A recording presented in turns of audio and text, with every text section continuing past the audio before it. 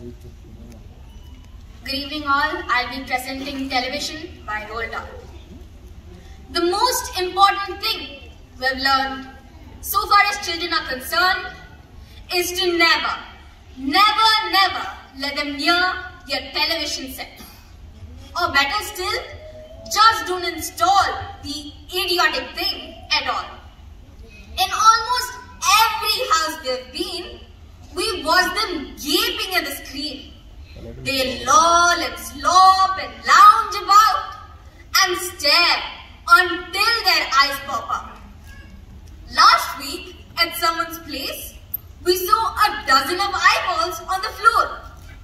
They sit and stare and stare and sit until they're hypnotized by it, until they're absolutely drunk with all that shocking, ghastly junk.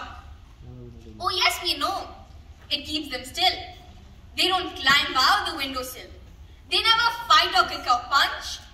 They leave you free to cook the lunch and to wash the dishes in the sink. But did you ever stop to think? To wonder just exactly what this does to your beloved tot?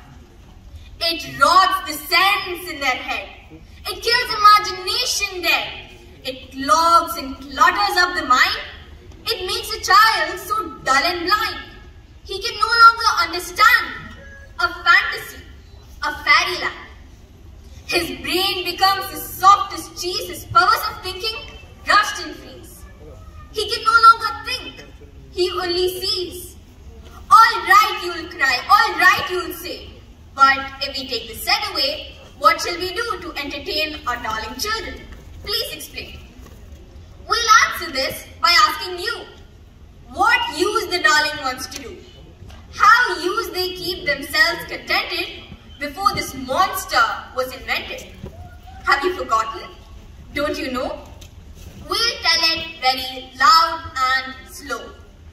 They used to read. They'd read and read and read and read and then proceed to read some more.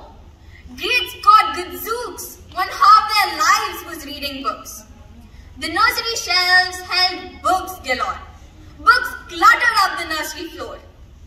And in the bedroom, by the bed, more books were waiting to be read.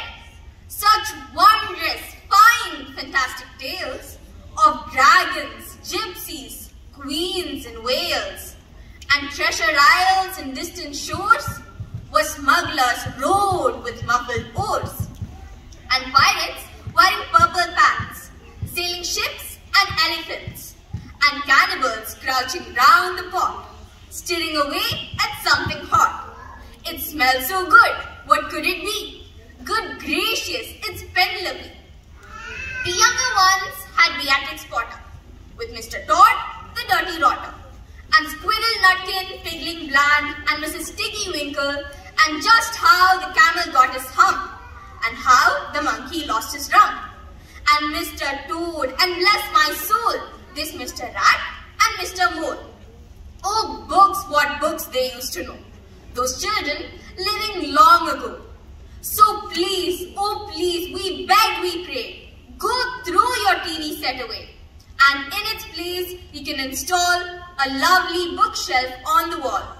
Then fill the shelf with lots of books, ignoring all the dirty looks, the screams, the yells, the bites and kicks, and children hitting you with sticks.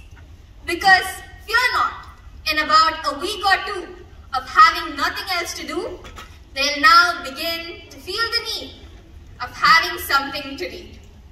And once they start, oh boy, you watch the slowly growing joy that fills their hearts.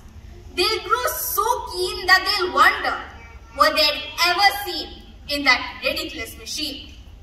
That nauseating, foul, unclean, repulsive television screen.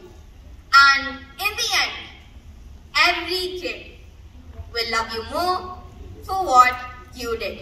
Thank you. Over to the MC. Thank you, Venus, Rinith. We are very happy to know each other, to get familiar with this very promising and talented candidate. نحن سعداء